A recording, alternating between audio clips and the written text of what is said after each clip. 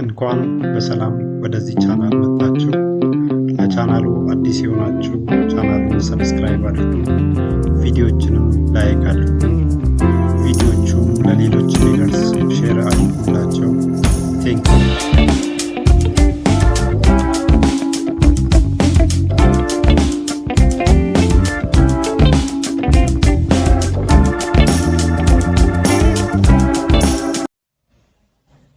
አላህ ትክክለኛ ፈጣሪ አምላክ መሆኑና አለመሆኑ። በእስልምና አላህ ማለት ሁሉን የፈጠረ፣ ሁሉን የሚያውቅ፣ ሁሉን የሚችል፣ በሁሉም ስፍራ የሚገኝ፣ ለሰውም ከደም ጋን ጅማት ይልቅ የቀረበ አምላክ ነው። ቁርአንም አላህና የክርስትና እግዚአብሔር አንድ እንደሆኑ ይናገራል። ቁርአን 29:46 የመጽሐፉን ባለቤቶች አምላካችንም አምላካችሁም አንድ ነው። እንደዚሁ ብዙ ክርስቲያኖችም የቁርአኑን አላህና የመጽሐፍ ቅዱሱን እግዚአብሔር አንድ መሆናቸውንና የስም ልዩነቱም በቋንቋ ልዩነት ምክንያት የመጣ እንደሆነ ያምናሉ። ይህቺ መጽሐፍም እስከዚህ ክፍል ድረስ በዚሁ መልክ ስትመለከት ነበረ። ነገር ግን የሁለቱም ማንነት በጥልቀት ስንመለከት አላህና እግዚአብሔር የተለያዩ እንደሁም ተቃራኒ ኃይላት መሆናቸውን ነው የምንመለከተው።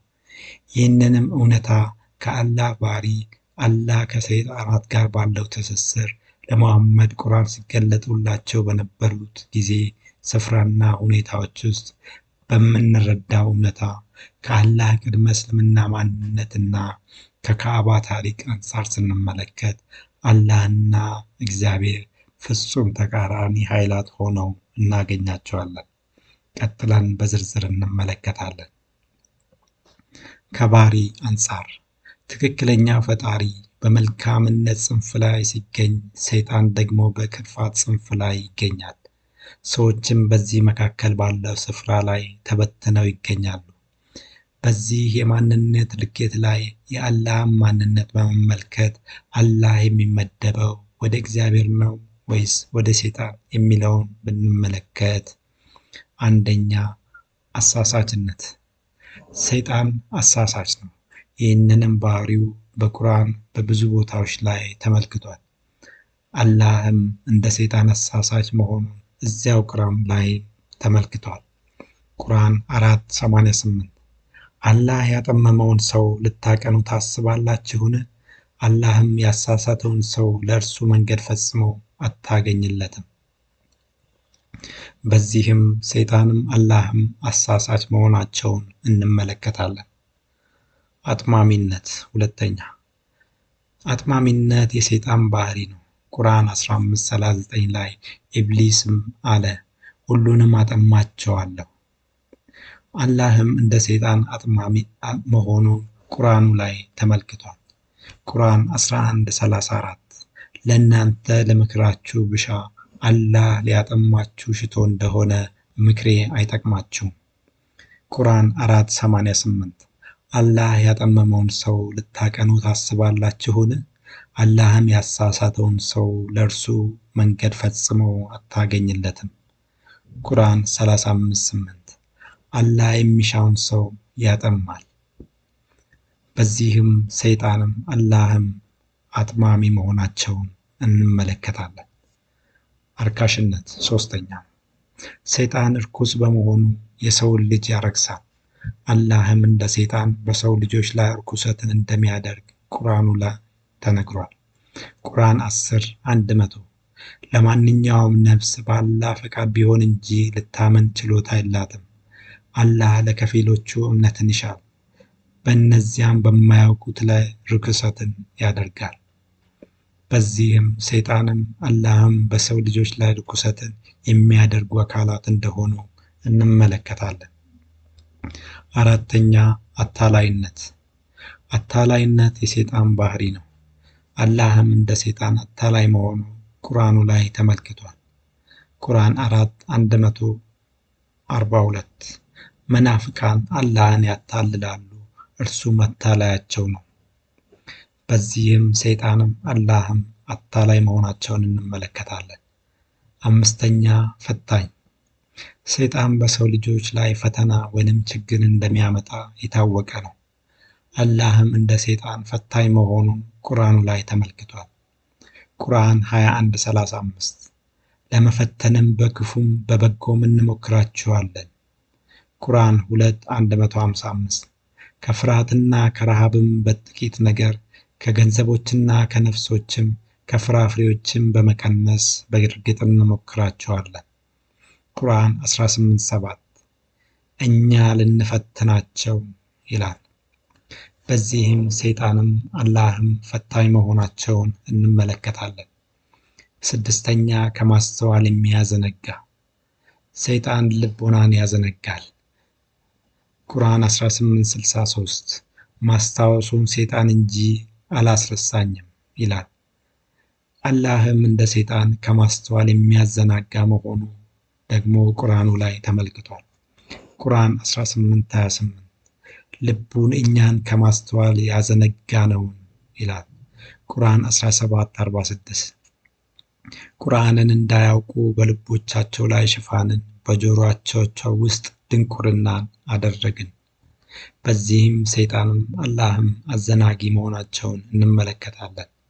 ሰባተኛ የሚያስረሳ ሰይጣን ሰው እንዲረሳ ያደርጋል። አላህም እንደ ሰይጣን ሰውን እንደሚያስረሳ ቁርአኑ ላይ ተመልክቷል። ቁርአን 2:106 ከአንቀጽ ብንለውጥ ወይንም እርሷን ብናስረሳህ ይላል። ቁርአን 18:28 ልቡን እኛን ከማስታወስ ያዘነጋነውን ይላል። በዚህም ሰይጣንም አላህም የሚያስረሱ መሆናቸውን እንመለከታለን። ስምንተኛ ሰዎች ኃጢአት እንዲሰሩ የሚፈልግ ሰይጣን ሰዎች ኃጢአት እንዲሰሩ ይፈልጋል። አላህም እንደ ሰይጣን ሰዎች ኃጢአት እንዲሰሩ ይፈልጋል። ሳሂህ ሙስሊም 37:6621 ነቢዩ እንደተናገሩት ኃጢአትን ባትሰሩ አላህ አጥፍቷችሁ በሌሎች ኃጢአትን በሚሰሩና ንስሐ በሚገቡ ሰዎች ተክቷችሁ እነርሱን ይቅር ይላል። ቁርአን 3:178 እነርሱን የምናዘገያቸው ኃጢአትን እንዲጨምሩ ብቻ ነው። በዚህም ሰይጣንም አላህም ሰዎች ኃጢአትን እንዲሰሩ እንደሚፈልጉ እንመለከታለን። በአጠቃላይ ስንመለከት አላህና ሰይጣን በአሳሳችነት፣ በአጥማሚነት፣ በአርካሽነት፣ በአታላይነት፣ በፈታኝነት፣ ልቦናን በመዝጋት፣ በማስረሳትና ሰዎች ኃጢአትን እንዲሰሩ በመፈለግ አንድ መሆናቸውን በዚህም አላህ እግዚአብሔር ሳይሆን የእግዚአብሔር ተቃራኒ መንፈስ እንደሆነ እንመለከታለን። ሌላው በአላህና በሰይጣን መካከል ባለው ትስስር ጅኒ፣ የሞት መናፍስት፣ ኢብሊስና ጋኔን በስልጣንና በስራ ድርሻ የሚለያዩ የሰይጣን አይነቶች ናቸው። ቁርአኑ ላይ አላህ ሙሐመድና የእስልምና ቅዱሳን ከነዚህ አካላት ጋር አብሮ እንደሚሰሩ በግልጽ ተመልክቷል። አንደኛ አላህ የሞት መንፈስ መሆኑ ቁርአን 17:16-17 ከተማን ለማጥፋት በፈለግን ጊዜ ባለጸጋዎችን እናበዛለን፣ በውስጧም ያምጻሉ፣ በእርሷም ላይ ቃሉ ወይም ቅጣቱ ይፈጸምባታል፣ ማጥፋትንም እናጠፋታለን። ከክፍለ ዘመናት ሰዎች ያጠፋናቸው ብዙዎች ናቸው። ቁርአን 36:26 አላህም ከክፍለ ዘመናት ሰዎች ብዙዎችን ያጠፋ መሆናችንን። ቁርአን 38:3 ከእነርሱ በፊት ከክፍለ ዘመናት ህዝቦችን ብዙ አጥፍተናል። ቁርአን 2:216 መጋደልን እርሱ ለእናንተ የተጠላ ሲሆን በእናንተ ላይ ተጻፈ። አንዳች ነገርን እርሱ ለእናንተ የበለጠ ሲሆን የምትጠሉት መሆናችሁ ተረጋገጠ። አላህም የሚሻላችሁን ያውቃል፣ ግን እናንተ አታውቁም። ሁለተኛ የሞት መናፍስት የሚሰሩት ለአላህ መሆኑን ቁርአን 6:100 ለአላህ አጋንንትን የፈጠራቸው ሲሆን ወንዶች ልጆችንና ሴቶች ልጆችንም ለእርሱ ቀጠፉ። ሶስተኛ አላህ ራሱ ነፍሰ ገዳይ መሆኑን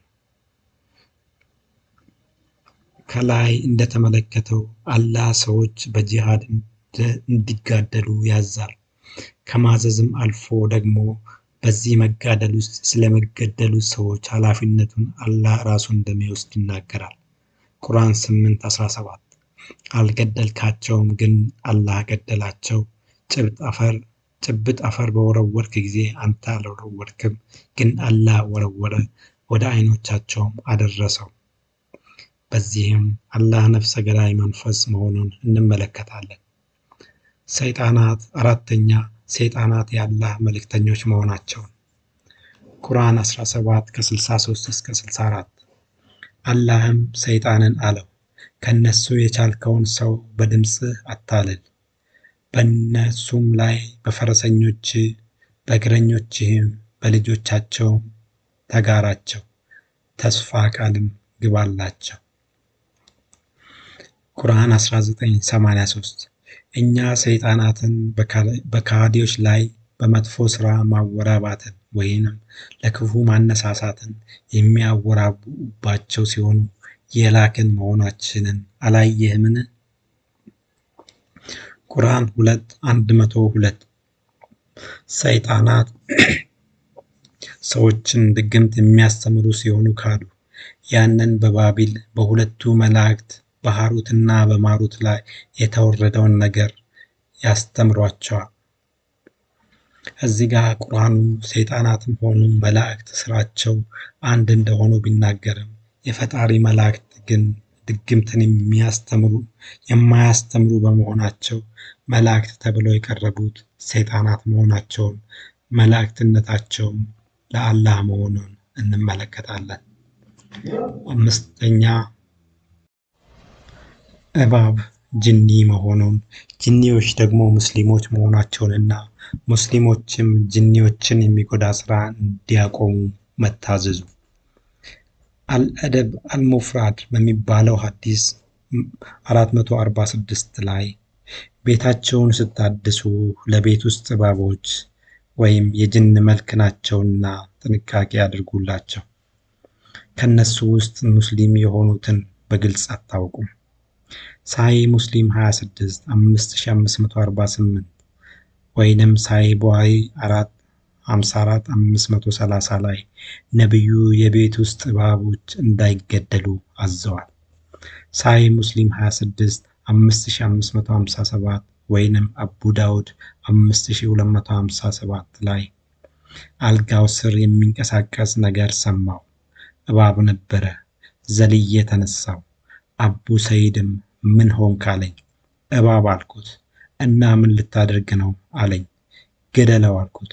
እሱም መዲና ያሉ አንዳንድ ጅኒዎች እስልምናን ተቀብለዋል አለ። ሳሂህ ሙስሊም 4:903 ጅኒዎችን በመወከል አንዱ ጅኒ መጥቶ ግብዣ አቀረበልኝ። ከዚያም ከእርሱ ጋር ሄጄ ቁርአንን ቀራሁላቸው።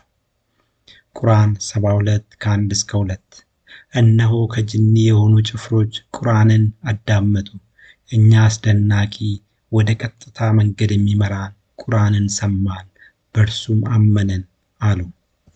ሳሂህ ቡኻሪ 2:19-177 ነቢዩ እንዳሉት አነጂም ሳነብላቸው ተኛሁ። ከእነርሱም ጋር የተኙት ሙስሊሞች፣ እምነት የለሾች፣ ጅኒዎችና የሰው ልጆች በሙሉ ናቸው። ጃሚ አትርሚዲ 3291 የአላህ መልእክተኛ ወደ ተከታዮቻቸው መጡና ሱረቱ አልረህማንን ከመጀመሪያ እስከ መጨረሻ አነበቡት። ሁሉም ዝም አሉ። ከዚያም ነብዩ ይህንን በጅኒዎች ምሽት ለጅኒዎች አንብቤላቸው ነበረ፣ እነርሱም የሰጡት ምላሽ እናንተ ከሰጣችሁት ምላሽ በእጅጉ የተሻለ ነበረ አሉ። ሳሂህ ሙስሊም 39:6757 የአላህ መልእክተኛ እንደተናገሩት ከእናንተ መካከል ከጅኒ ወይም ከሰይጣን ጋር ያልተሳሰረ ሰው የለም። ተከታዮቻቸውም ከእርሶም ጋር ነው ብለው ጠየቁ። የአላህ መልእክተኛም አዎን፣ ነገር ግን አላህ እንዳሸንፈው አድርጎኛል።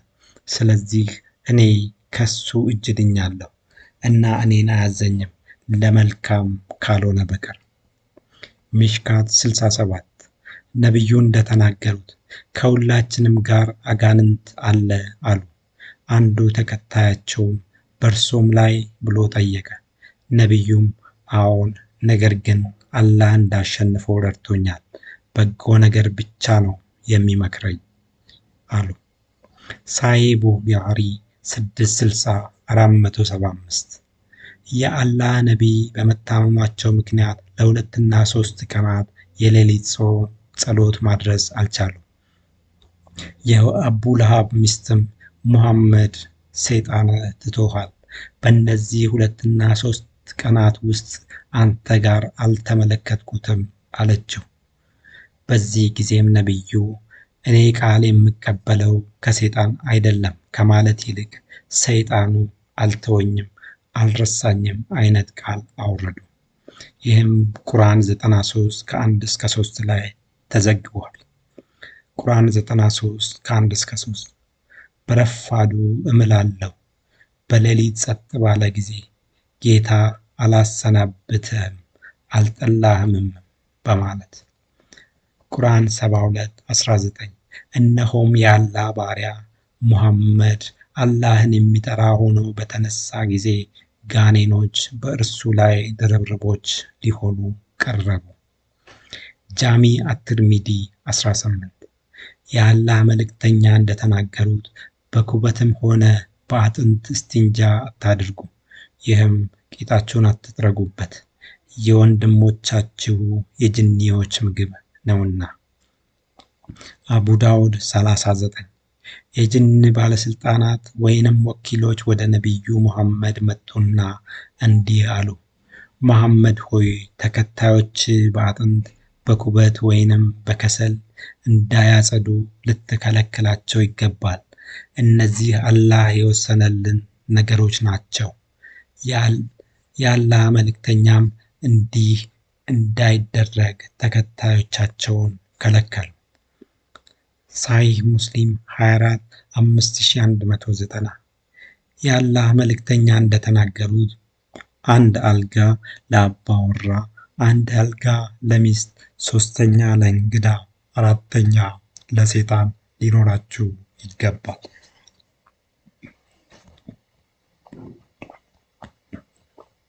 6ኛ ጅኒዎች የእስልምና ቅዱሳንን እንዲረዱ በአላህ የሚመደቡ መሆኑ።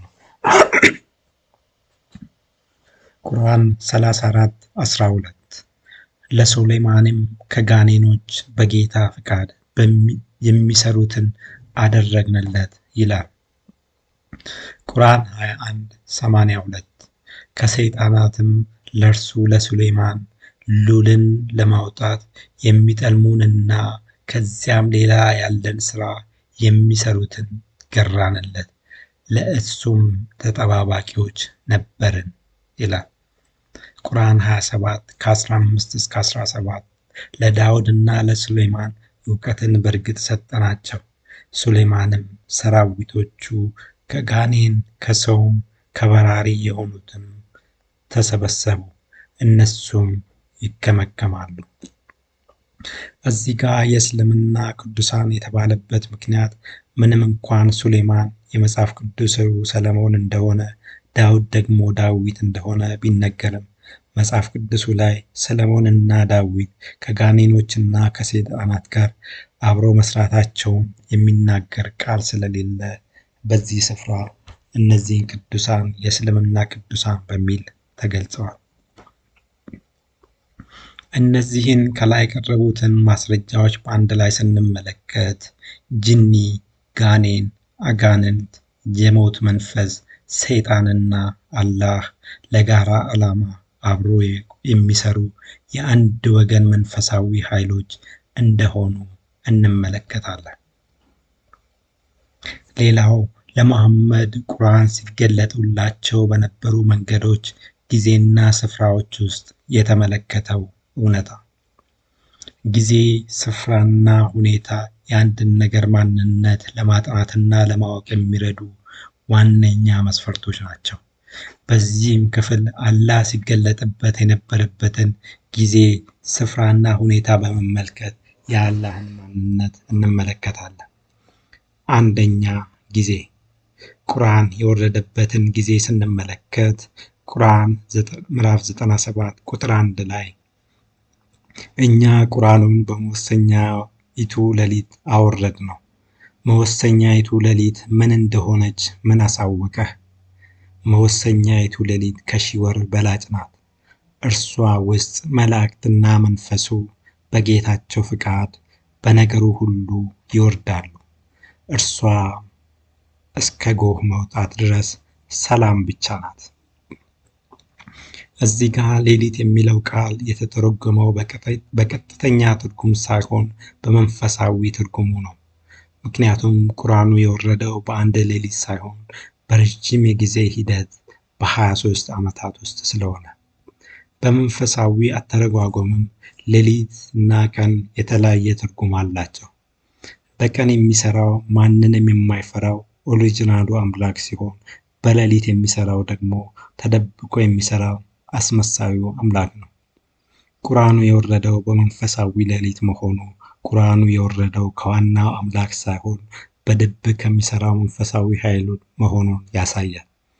ነቢዩ መሐመድ በዚህ በሌሊት ቁርአኑ ሲያወርድላቸው በነበረው እና በሰማዩ ላይ በሚጓዘው መንፈስ ሲምል ነበረ። የመንፈሱን መላእክትም የሚያገኛቸው በሌሊት ነበረ። እንደዚህም የሚጓዙበትን አውሬ የሚጋልቡትም በሌሊት ነበረ። ቁርአን 86:1 በሰማይ በሌሊት መቼውም እምላለሁ። ነቢዩ ሦስቱም መላእክት የሚገናኘው በሌሊት ነው። ሳሂህ ሙስሊም 1:312 ነቢዩ ቡራቅ የሚባለውን አውሬ የሚጋልበው በሌሊት ነው። ሳሂህ ቡኻሪ 5:57-22 ሳሂህ ሙስሊም 1:309 ላይ መመልከት ይቻላል። ይህ በሌሊት በሰማዩ ላይ የሚጓዘውና ነቢዩንም የሚያጓጉዘው አውሬ ማንነት ግልጽ ነው።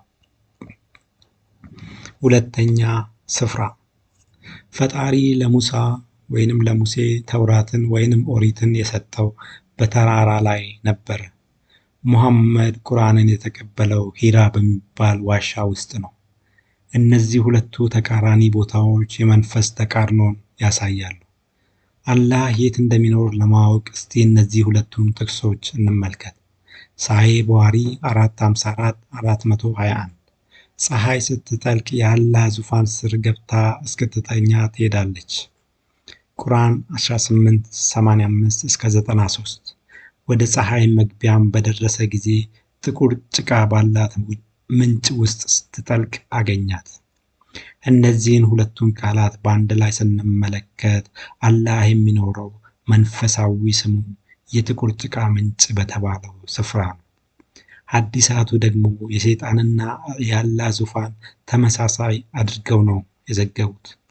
ሳሂህ ቡኻሪ 993-508 ነቢዩ እንደተናገሩት የአላህ ዙፋን የሚገኘው በውሃ ላይ ነው። ሳሂህ ሙስሊም 39:6754 ወይንም ሳሂህ ሙስሊም 39:6755 ነቢዩ እንደተናገሩት የሰይጣን ዙፋኑ ውሃ ላይ ነው። በዚህም ሰይጣንና አላህ አንድ መሆናቸውን እንመለከታለን። ሶስተኛ ሁኔታ ነቢዩ መሐመድ ቁርአን እንዴት ሲገለጥላቸው እንደነበረ ሲናገሩ ሳሂህ ቡኻሪ 1:1-2 ዋናዎቹ መልእክቶች የሚመጡልኝ በደወል ድምፅ ነው። ሐዲሳቱ ግን የደወልን ድምፅ የሚያገናኙት ከሰይጣን ጋር ነው ይላሉ። ሳሂህ ሙስሊም 24:5279 የአላህ መልእክተኛ እንደተናገሩት ደወል የሰይጣን የሙዚቃ መሳሪያ ነው። በዚህም በደወል ድምፅ የሚናገረው ሰይጣን እንደሆነ ግልጽ ነው። እነዚህን ቁርአን የወረደበት ጊዜ፣ ስፍራና ሁኔታ እንደዚሁ አላህ የሚኖርበትን ስፍራ በአንድ ላይ ስንመለከት አላህ ማለት ዋናው ፈጣሪ ሳይሆን የዚህ የዋናው ፈጣሪ ተቃራኒ መንፈስ እርሱም ሰይጣን መሆኑን እንመለከታለን። ሌላው ከአላህ ቅድመ እስልምና ማንነት አላህ የሚባል አምላክ በተውራት ይህም በኦሪት በዘቡር ይህም በዳዊት መጽሐፍት ውስጥ ሆነ በእንጂል ይህም በወንጌል በአጠቃላይ በየትኛውም የአብርሃም ሃይማኖቶች አይታወቅም። ከነቢዩ መሐመድ በፊት የነበሩት የእስራኤል ነቢያትም አላህ የሚባል አምላክ ሲያመልኩ አልነበረም። ይሁን እንጂ በቅድመ እስልምና አላህ የሚባል ጣዖት በግብፅና አረቡ ዓለም አካባቢ ሲመለክ እንደነበረ በብዙ ማስረጃዎች ማረጋገጥ ይቻላል። አንደኛ፣ የእስልምና ጀማሪ ነቢዩ መሐመድ ነው። ነቢዩ መሐመድም እስልምናን ያመጣው አስቀድሞ ምንም ነቢይ ላልተላከላቸው ሕዝቦቹ ነበረ። ይሁን እንጂ ነቢዩ መሐመድ ለሕዝቦቹ እስልምናን ሲያመጣ በአዲስ አምላክ አልመጣም። ነቢዩ የመጣው አላህ የሚባለውን ቀድሞውንም ሕዝቡ ሲያመልክ የነበረውን አምላክ አላህን ይዞ ነው። የሙሐመድ አያት ለሙሐመድ አባት አብደላ ብሎ ስሙን ሲያወጣ ትርጉሙ የአላህ አገልጋይ ብሎ ስም ሲያወጣለት አላህ የሚባለውንና አስቀድመው የሚታወቀውን አምላክ እንዲያገለግል አስቦ ነው። የሙሐመድ አያትና ቅድመ አያቱ በሙሉ ይህንን አምላክ ሲያመልኩ ነበረ። በዚህም አላህ ማለት ከእስልምና በፊት የሙሐመድ ዘር ማንዘሮች ሲያመልኩት የነበረ ጣዖት እንጂ ሙሐመድ በእስልምና መምጣት ምክንያት የተዋወቀው አዲስ አምላክ አይደለም። ሁለተኛ፣ አላህ የሚለው ስም አልኢላህ የሚለውን ጣዖት ስም በማሳጠር የተፈጠረ ቃል ነው። በአረቡ አካባቢ ኢላህ የሚባል ጣዖት ሲመለክ እንደነበረ የአቡ ዳውድ ሱና 4272 እና 4273 ላይ ተመልክቷል። ዛሬም በእስልምና ኢላህ የሚባለው የጣዖት ስም እርኩስ ተብሎ አለመተውና ይባሱኑ ቅዱስ ተደርጎ ትርጉሙም አምላክ ማለት ነው በማለት ላ ኢላህ ኢልአላህ እያለ ሙስሊሙ ለአላህ ያለውን እምነት በየጊዜው እየደጋገመ የሚናገርበት ቃል መሆኑን ስንመለከት አላህና ኢላህ አንድ መሆናቸውን እናረጋግጣለን። ሶስተኛ፣ አላህ የሚለው ቃል አል እና ላህ ቃላት የመጣ ሲሆን አል ማለት የእንግሊዝኛው ዘ ማለት ሲሆን ላህ የሚባለው ደግሞ ግብፅ አካባቢ ሲመለክ የነበረ የጨረቃ አምላክ ነው። ዛሬ የእስልምና ምልክትም ጨረቃ መሆኑን ስንመለከት የነገሩን ተያያዥነት እናስተውላለን። አራተኛ፣ ሙሐመድ በመካ የተመለከታቸው ሶስቱ ሴት አማልክት አላት፣ አልኡዛ እና አልመናት ይባላሉ።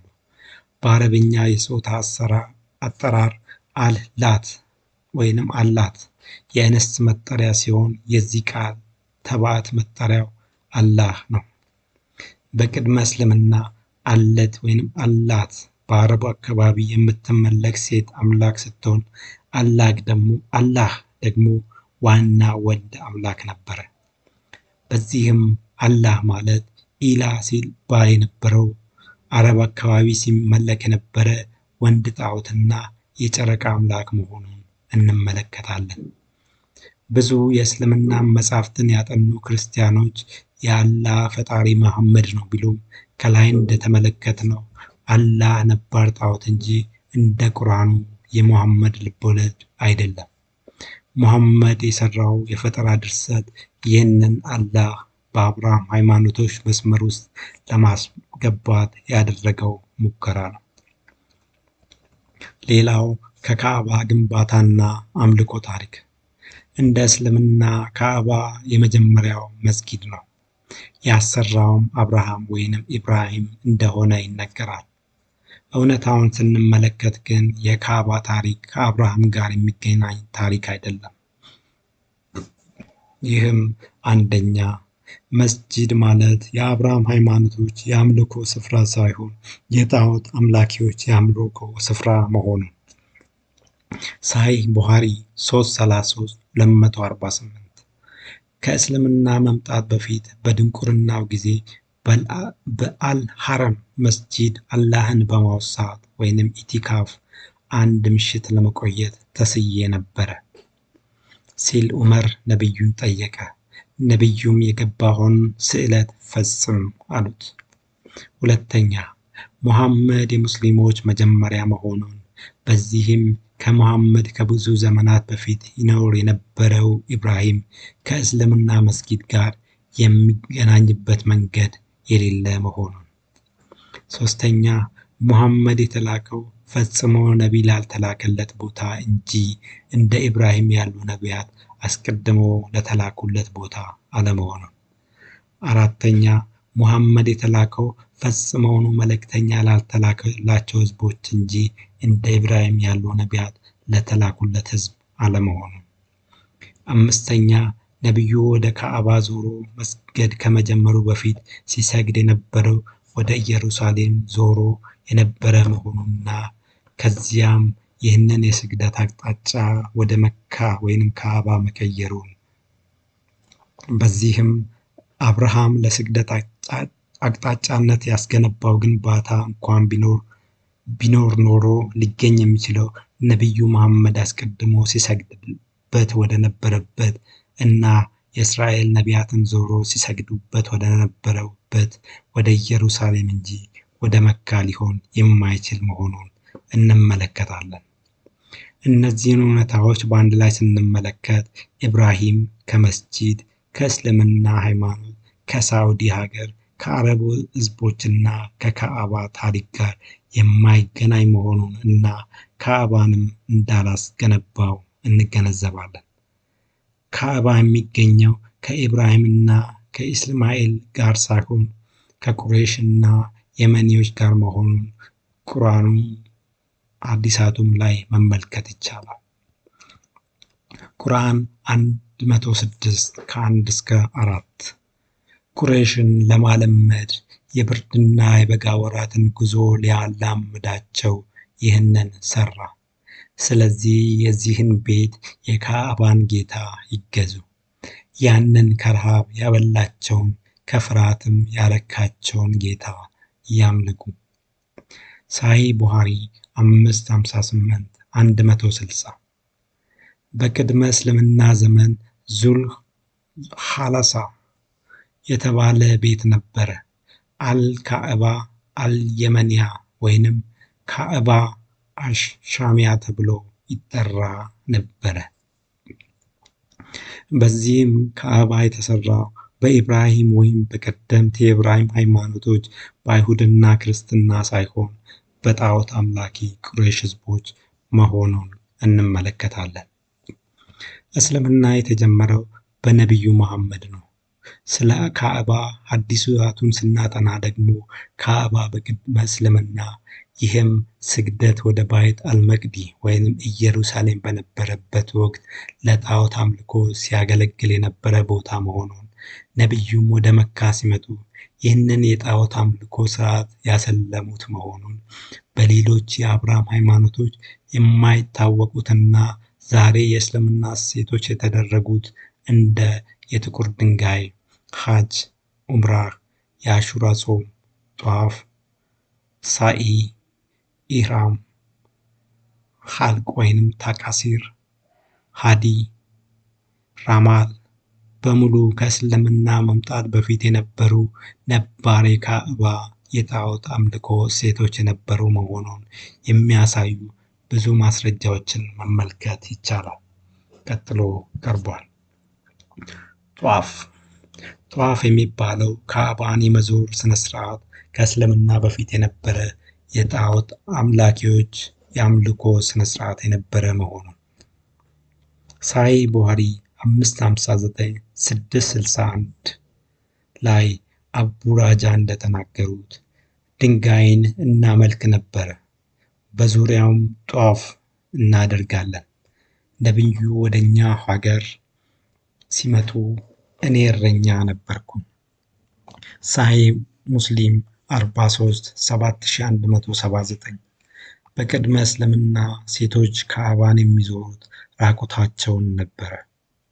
ሳሂህ ሙስሊም 7 2807 እስከ ሳሂህ ሙስሊም 7 2808 በቅድመ እስልምና የነበሩት ቁረይሾችና የእነርሱ ተከታዮች የሚቀመጡት ሙዝዳሊፋ ላይ ነበረ። ራሳቸውንም ሆምስ ብለው ይጠራሉ። ሌሎች አረቦች ግን የሚቀመጡት አረፋ ላይ ነበረ። እስልምና ሲመጣም አላህ ነቢዩን አረፋ ላይ እንዲቀመጡ አዘዘ። ከሆምስ በስተቀር ሌሎቹ አረቦች ቤቱን ሲዞሩ የነበሩት ራቁታቸውን ነበረ። ሌላው ነቢዩ ወደ መካ ሲመጡ በቅድመ እስልምና ካዕባ ውስጥ ሲመለኩ የነበሩትን ጣዖታትን ይህም የጥቁር ድንጋይ እና የየመኒዎች ኮርነርን መሳሙ እና መዳሰሱ ተከታዮችም እንደዚያ እንዲያደርጉ ማስተማሩ። ሳሂህ ቡኻሪ 22667 ዑመር ወደ ጥቁሩ ድንጋይ መጥቶ ሳመው። ከዚያም ድንጋይ እንደሆንክ አውቃለሁ፣ ማንንም መጉዳት መጥቀምም አትችልም። ነቢዩ ሲስሙ ባልመለከት ኖሮ አልስምም ነበር አለ። ሳሂህ ቡኻሪ 226676 ኢብን ዑመር እንደተናገሩት ነቢዩ ካዕባ ውስጥ ያሉትን ሁለቱን ድንጋዮች ይህም ጥቁር ድንጋይና የየመኒዎችን ኮርነር ከዳሰሱ በኋላ ሁል ጊዜ እዳስሳቸዋለሁ። ኢብን ማጃ 2957 ነቢዩን እንደተናገሩት ጥቁሩን ድንጋይ መመልከት የአላህን እጅ መመልከት ማለት ነው። ናሳኢ 2922 ነቢዩ እንደተናገሩት ሁለቱን ኮርነሮች ይህም የጥቁር ድንጋይና የየመኒዎችን ኮርነር መዳሰስ ኃጢአትን ያስወግዳል። 7 ጊዜ መዞር ደግሞ ከባርነት ነፃ መውጣት እንደማለት ነው። ሌላው ነቢዩ ከካዕባ 130 ሜትር ርቀት ላይ በሚገኙት በሁለቱ ተራሮች ይህም በሳፋና መርዋ መካከል በመመላለስ የሚደረገውን የጣዖት አምልኮ ስርዓት ማስቀጠሉ፣ ህብረተሰቡ እንኳን በእስልምና መምጣት ምክንያት ይህንን የጣዖት አምልኮ ስርዓት ለመተው ሲወያይ ነቢዩ መሐመድ ህብረተሰቡ ይህንን የጣዖት አምልኮ እንዳይተው ማዘዙ። ሳሂህ ቡኻሪ 226710 አሲም እንደተረከው አናስ ቢን መሊክን ሳፋ እና መርዋ መካከል ጧፍ ማድረግን ትጠላ ነበር እንዴ ብዬ ጠየቅኩት። እሱም አዎን፣ በቅድመ እስልምና ጊዜ የአምልኮ ስፍራ ስለነበረ አልወደውም አለ። ሳሂህ ቡኻሪ 558 186 ኢብን አባስ እንደተናገረው ሳፋ እና መርዋ በሚባሉ ሁለቱ ተራሮች መካከል ባለው ሸለቆ መሮጥ ሱና አልነበረም፣ የቅድመ እስልምና ዘመን ሰዎች ልምምድ ነበረ። ሳሂህ ቡኻሪ 226706 ማናት ለምትባለው ጣዖት ኢህራም ይደረግ ነበረ። በሰፋና ማርዋ መካከል ጧፍ ይደረግ ነበረ። አላህ ስለ ካዕባ ጧፍ ተናግሮ በሳፋና መርዋ መካከል ስለሚደረገው ጧፍ ግን አልተናገረም። በዚህ ጊዜ ህዝቡ ነቢዩን ሳፋና መርዋ መካከል ጧፍ ማድረግ ችግር አለው እንዴ ብለው ጠየቁት። ነቢዩም ችግር የለውም አሉ። ሳሂህ ቡኻሪ 66022 ይህ አንቀጽ የወረደው ከአንሳር ህዝቦች ጋር በተያያዘ ነው። የአንሳር ህዝቦች በቅድመ እስልምና ኢህራም ከፈጸሙ በኋላ ማናት የምትባለውን ጣዖት ይጎበኙ ነበረ። ቦታው መካ ጉዳድ የሚባል ቦታ ነው። ይሁን እንጂ እነዚህ ህዝቦች እስልምናን ከተቀበሉ በኋላ ሳፋና መርዋ መካከል መመላለስ ኃጢአት አድርገው መመልከት ጀመሩ። ስለዚህ ጉዳይም ነቢዩን ጠየቁት። ከዚያም አላህ ለነቢዩ መገለጥን አወረደ። ሳፋና መርዋ የሚባሉ በመካ ያሉት ሁለቱ ተራሮች የአላህ ምልክቶች ወይንም ሲምቦልስ ናቸው። ስለዚህ በአላህ ቤት ሀጅና ዑምራ ማድረግ፣ በሁለቱ ተራሮች መካከል ጧፍ ማድረግ ችግር የለውም አሉ። ሳሂህ ቡኻሪ 66023 አሲም ቢን ሱሌይማን እንደተናገሩት ስለ ሰፋና መርዋ አናስን ጠየቁት። አናስን በመካከላቸው መመላለስ የቅድመ እስልምና ያለአዋቂነት ጊዜ ልምምድ አድርገን ስንመለከት ነበር። በዚህም እስልምና ሲመጣ ይህንን ድርጊታችንን አቆመን። ከዚያም አላህ መገለጥን አወረደ፣ ሳፋና መርዋ። ይህም ሁለቱም የመካ ተራሮች ከአላህ ምልክቶች ውስጥ ናቸው። ስለዚህ ሀጅ መፈጸምም ሆነ በሁለቱ መካከል መመላለስ ወይንም ጧፍ ጥሩ ነው አለ። ሳሂህ ሙስሊም 7 ከ2924 እስከ 2928። በቅድመ እስልምና ጊዜ አንሳሮች ታልቢያ ይህም በሀጅና ዑምራ ወቅት የሚደረግ ዱዓ የሚያደርጉት በአልማናት ስም ነበረ። በጧፍና ማርዋ መካከል መመላለስ ለሙስሊሞች የማይፈቀድ ይመስላቸው ነበር። ሙስሊሞችም ከአላህ ነቢይ ጋር ሲመጡ ይህንን ነገሯቸው። ከዚያም ይህ አንቀጽ ከአላህ ዘንድ ወረደ፣ በሳፋና መርዋ መካከል ካልተመላለሳችሁ አላህ ሀጂያችሁን ሙሉ አያደርገውም የሚል። ሳሂህ ሙስሊም 7 2925። የአላህ መልእክተኛ ሳኢ ተቀብለዋል፣ ሙስሊሞቹም ይቀበላሉ። ይህ የነቢዩ ሱና ነው። ሳሂህ ሙስሊም 43 7179። ሳኢ የነቢዩ ሱና ነው። ስለዚህ ማንም ሳኢ ከመፈጸም ሊመለስ አይገባም። ቁርአን 2 158። ሰፋና መርዋ ከአላህ ትእዛዝ መፈጸሚያ ምልክቶች ናቸው። ቤቱን ካዕባን በሀጅ ወይም በዑምራ ስራ የጎበኘ ሰው በሁለቱ መካከልም በመመላለሱ በእርሱ ላይ ኃጢአት የለበትም። ሌላው የአንሳር ሰዎች እስልምናን ከመቀበላቸው በፊት ዛሬ በሀጅና ዑምራ ወቅት የሚፈጸመውን ኢህራም ይህም የመንጻት ስነ ስርዓትን መናት ለምትባለው ጣዖት ይፈጽሙ እንደነበረ። ሳሂህ ቡኻሪ 226 706። የአንሳር ህዝቦች እስልምናን ከመቀበላቸው በፊት ማናት ለምትባለው ጣዖት ኢህራም ይፈጽሙ ነበር። ሳሂህ ቡኻሪ 327 18። የአንሳር ህዝቦች ቁዳይዳ በሚባል ስፍራ ማናት ለምትባል ጣዖት ኢህራም ያደርጉ ነበር።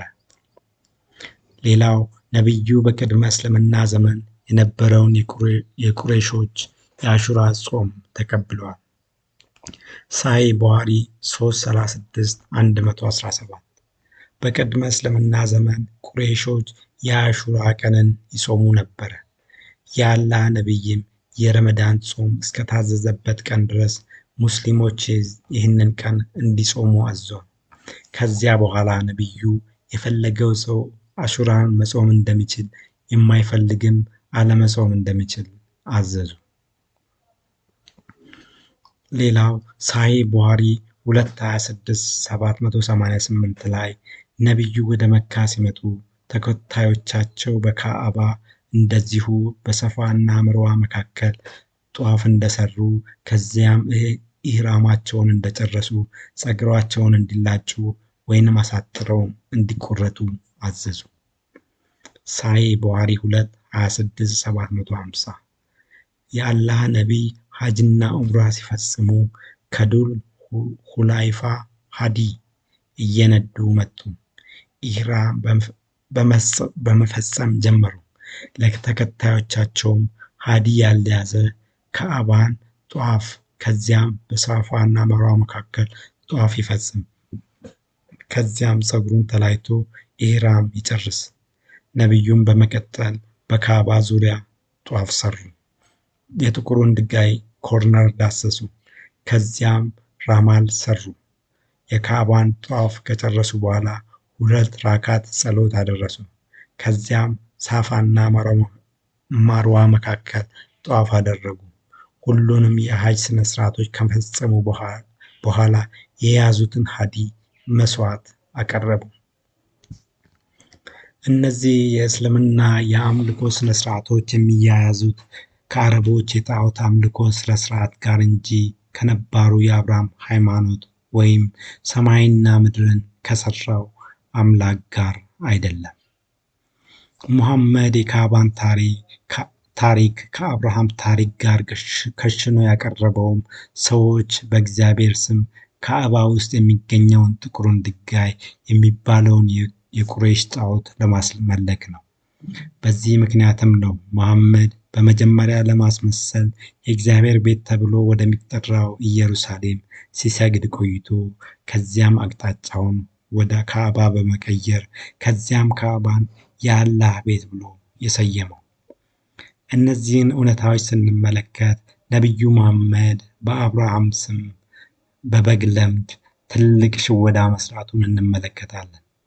በዚህ ሽወዳም ነቢዩ በካዕባ የሚኖረውን እና በጂኦግራፊ አካባቢ የተወሰነውን የዚች ሀገር ጌታ የተባለውን የቁረይሽ አምላክ አላህ ዋና ፈጣሪ አምላክ ተደርጎ እንዲመለክ አድርጓል። መጽሐፍ ቅዱሱ ግን አስቀድሞ ማቴዎስ 7:15 ላይ የበግ ለምድ ለብሰው ከሚመጡባችሁ በውስጣቸው ግን ነጣቂ ተኩላዎች ከሆኑ ሐሰተኛ ነቢያት ተጠንቀቁ ብሏል። በአጠቃላይ ስንመለከት ከላይ የተመለከትናቸው የአላህ ባህሪ ከሰይጣን ባህሪ ጋር አንድ መሆኑ፣ አላህ ከጅኒ፣ አጋንንት፣ ሰይጣን፣ ጋኔን፣ የሞት መናፍስት ጋር አብሮ የሚሰራ መሆኑ፣ ቁርአን ለሙሐመድ በተገለጠበት ጊዜ ስፍራና ሁኔታ ሰይጣናዊ መሆኑና ከአላህ ቅድመ እስልምና ታሪክና ከካዕባ ግንባታ ታሪክ እንደምንመለከተው አላህ ፈጣሪ አምላክ ሳይሆን አረቡ አካባቢ የሚኖር ቁረይሾች የሚያመልኩት ሰይጣን መሆኑን እንረዳለን። ማጠቃለያ፣ ቆም ብሎ ላስተዋለ አንድ እውነታ ከመጀመሪያ ጀምሮ በቋሚነት እየተደጋገመ ይገኛል። ነቢዩ መሐመድ በእስራኤል ነቢያት መንገድ ነኝ ብሎ በተቃራኒ መንገድ መሄዱ፣ ቁርአን የፈጣሪ ቃል ተብሎ በውስጡ የፈጣሪ ቃል አለመሆኑ፣ እንደዚሁም አላህ እግዚአብሔር ነው ተብሎ የእግዚአብሔር ተቃራኒ ኃይል መሆኑ። መቼም ዋና ፈጣሪ እንደዚህ አይነት ድብብቆሽ እንደማይሰራ እሙን ነው። እንደዚህ አይነት ድብብቆሽ የሚሰራው ተደብቆ እንደ ፈጣሪ መመለክ የሚፈልገው መንፈስ ነው። እርሱም ከላይ ከነጸባዩና ማንነቱ የተመለከትነው የቁረይሽ ጣዖት እርሱም ሰይጣን ነው። ሰይጣን እኔ ከሞትኩ ሰርዶ አይብቀል መርሁ ቋሚ ስራው አድርጎ እየሰራ ያለው ሰዎችን የማሳሳት ስራ ነው። የሚያሳዝነው ደግሞ ሰይጣን ሰዎች ከገነት እንዲባረሩ ከማድረጉ አልፎ ሰዎች ወደ ገነት እንዲመለሱ የተዘጋጀውን የምህረት መንገድ እንኳን እንዳይመለከቱ የተለያዩ መጋረጃዎችን በተለያዩ መንገድ እየሰራ መሆኑ ነው። ይህ በእስልምና ስም የተሰራው መጋረጃም አንዱና ብዙዎችን ያሳሳተ አደገኛ መጋረጃ ነው። በዚህ መጋረጃ ተጋርደው ብዙ ሙስሊሞች ለሰይጣንና ወደ ተዘጋጀው ገሃነም እየፈሰሱ ይገኛሉ። በእርግጥ መሐመድ የእስልምና አስተምሮ የሚፈርስ መሰረት የሌለው አስተምሮ መሆኑን በአንድ ወቅት እንዲህ በማለት ተናግሮ ነበር። ሳሂህ ቡኻሪ 2:26-666 ነቢዩ እንደተናገሩት አንድ እግረ ቀጫጭን ኢትዮጵያዊ ካዕባን ያፈርሳል። ካዕባ የአላህ ቤት ነው። ካዕባ የእስልምና ማዕከል ነው። ካዕባ መንፈስ ነው። በአጠቃላይ ካዕባ ማለት እስልምና ማለት ነው። ነቢዩ ግን ይህ ሃይማኖት መሰረት ስለሌለው በአንድ እግረ ቀጫጭን ኢትዮጵያዊ እንደሚፈርስ ተንብየዋል። በዚህም ሙስሊሙ ማህበረሰብ ይህንን መሰረት የሌለው በሰይጣን ሴራ እና በሙሐመድ አጋፋሪነት የተሰራውን ህገወጥ ቅጥያ በመቁረጥ ወደ ቀደመው እውነተኛ መንገድ መመለስ ይገባዋል። ይህም እውነተኛ መንገድ ነቢዩ፣ ቁርአኑና አላህ ተመሳስለው ወደ ተነሱበት በስሙ የነገዱበት የክርስትና መንገድ ነው። በክርስትና ስር ያሉት አብያተ ክርስቲያናት በክርስትና ስር ብዙ አብያተ ክርስቲያናት ቢኖሩም ትክክለኛው ቤተ ክርስቲያን የትኛዋ ናት የሚለውን ከምዕራፍ 4 ጀምሮ የምንመለከት ሲሆን ከዚያ በፊት ግን ከክርስትና በመውጣት ሌላ ሃይማኖት የመሰረቱትን ሃይማኖቶች ምስረታ ታሪኮችን አጠር አድርገን እንመለከታለን።